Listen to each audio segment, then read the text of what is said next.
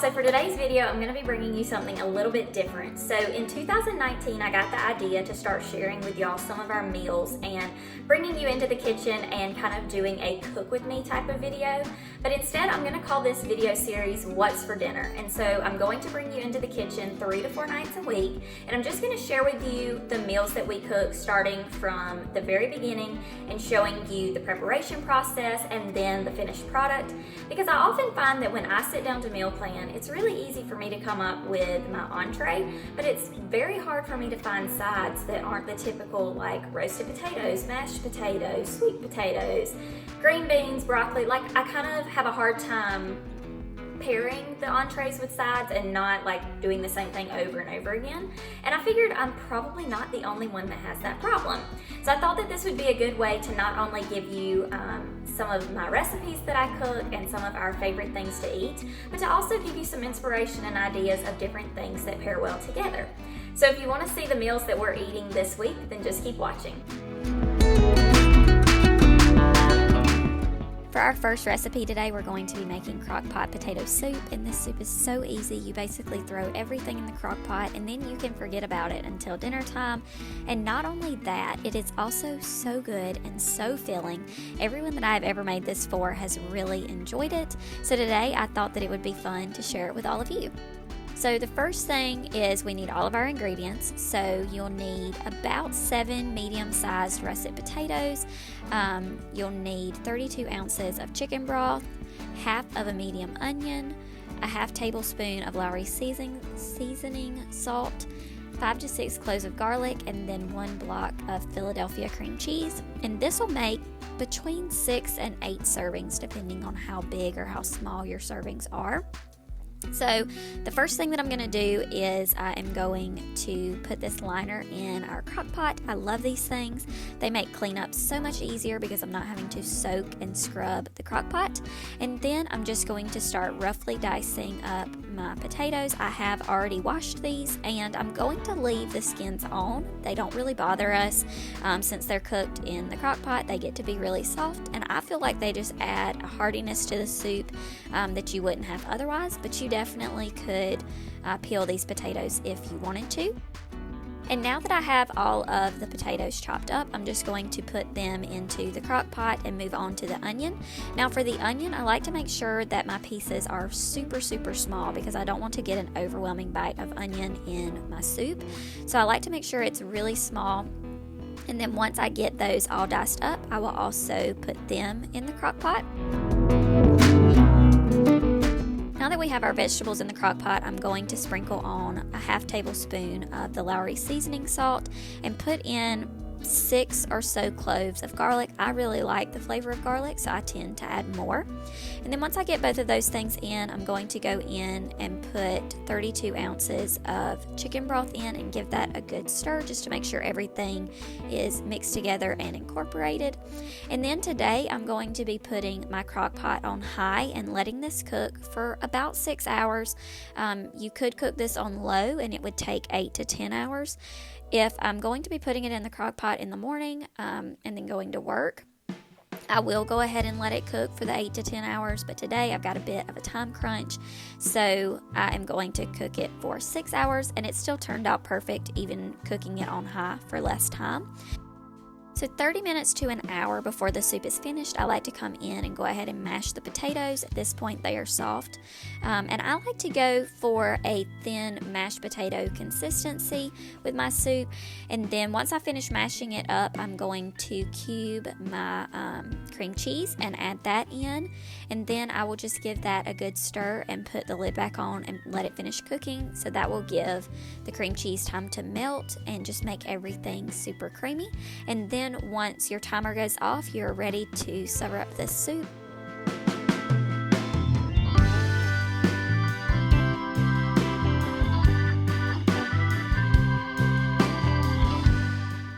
For our second recipe, I'm going to be doing these Greek chicken salads. They are one of our favorite easy meals that'll kind of help to use up any salad ingredients that we have.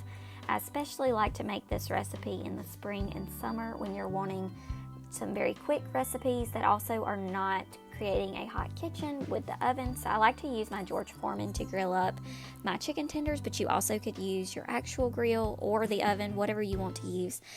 So the first thing I like to do for prepping this recipe is the night before, I will go ahead and thaw out the chicken, and then I will either marinate it in a dry Greek seasoning, or I will just put Greek dressing all over the top of the chicken and just let it sit overnight. What I'm going to do is I'm going to spray both sides of the grill with just some coconut oil, and then I'm going to lay my chicken tenders on top. So once I get that laid on the grill, I'm going to close the grill on top of it, and I usually let this cook for a couple of minutes until it gets to this golden brown color, and then I will flip it just to make sure both sides get really good and cooked. And then once they are golden brown on both sides and cooked all the way through, then I take them off and sit them on a plate off to the side. So once the chicken is cooked, I'm going to move on and start working on our salads. And the first thing I'm going to do is chop up some romaine lettuce to act as our base.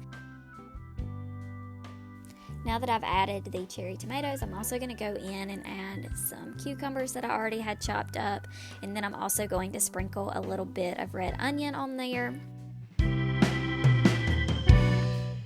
And then the last thing that I like to add to our Greek salads is some hummus. I usually just get the Sabra original hummus, and I'll just do a spoonful on top of the salads.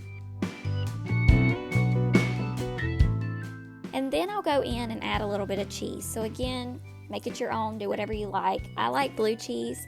My husband does not like blue cheese, so I gave him a little bit of Parmesan that I just happened to have, and then I did some blue cheese on mine.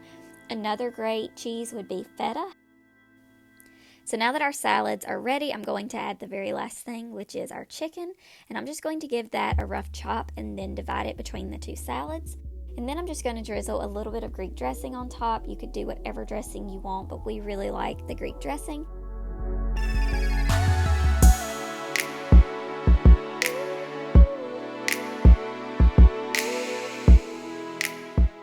And then I'm going to serve this with some toasted pitas. And usually what I do with those is after I've cooked the chicken on the grill, I will just add the pitas and brown them really well on both sides. And then we just cut them into triangles and we dip our pitas in hummus and we enjoy our salad. So now we are ready to eat.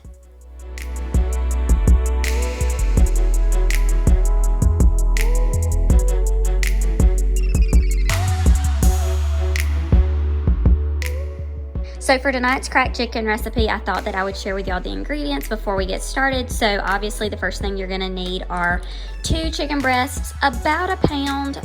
These chicken breasts are pretty big, so I'm gonna use 2 chicken breasts. And I tend to buy my chicken breasts in bulk and then just divide them out, depending on their size, usually 1 or 2 in these freezer bags, and then freeze them. And then I can just grab out what I need as we need it. We like for ours to have a lot of ranch flavor, so I'm going to do a whole packet of ranch. You need 1 block of cream cheese. I think you need a 1/2 cup to a cup of some cheddar cheese. So I've got another little half bag, so I'm just going to use up both of those in mine. And then the hubs likes to put real bacon. So the recipe actually calls for bacon bits. I'm just not a big bacon bits person, so I'm going to leave this out of the crock pot and then let my husband kind of add his on top as he wants it. I'm just going to basically throw the chicken, the ranch, and the cream cheese in the crock pot.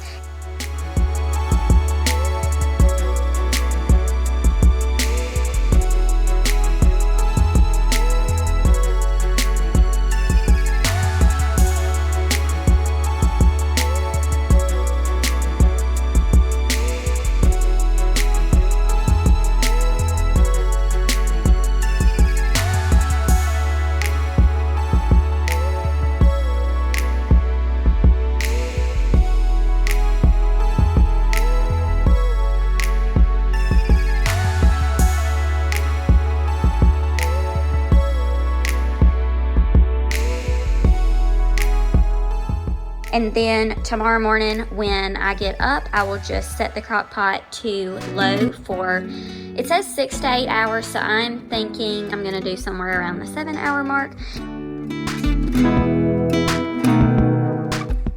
And then tomorrow afternoon, once the chicken's cooked, I will shred it, and then I will mix in our cheddar cheese and then make some sides with y'all.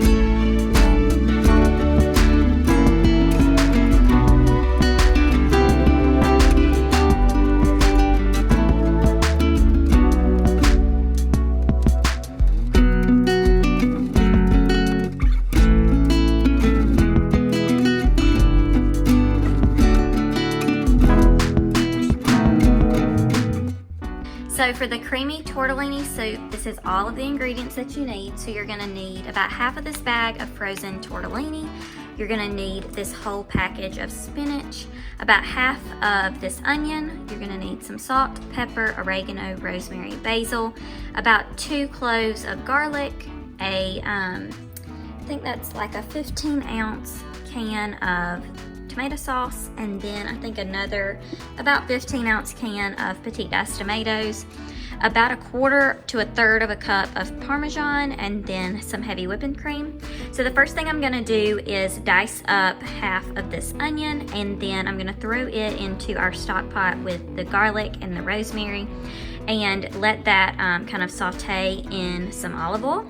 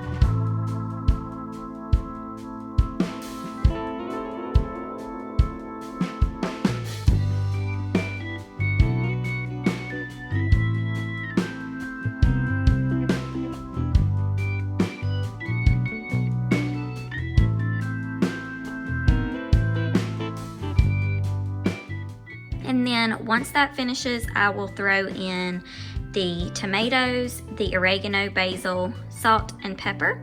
And I'll also throw in 2 chicken bouillon cubes and 2 cups of water, and I'll let that simmer for about 20 minutes.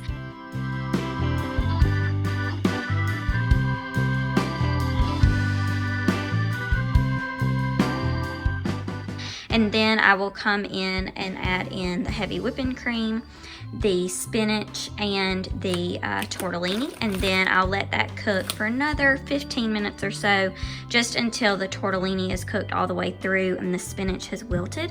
And then that is all you have to do for this recipe. It is super easy and so yummy, and it is perfect for these cold nights that we are experiencing now.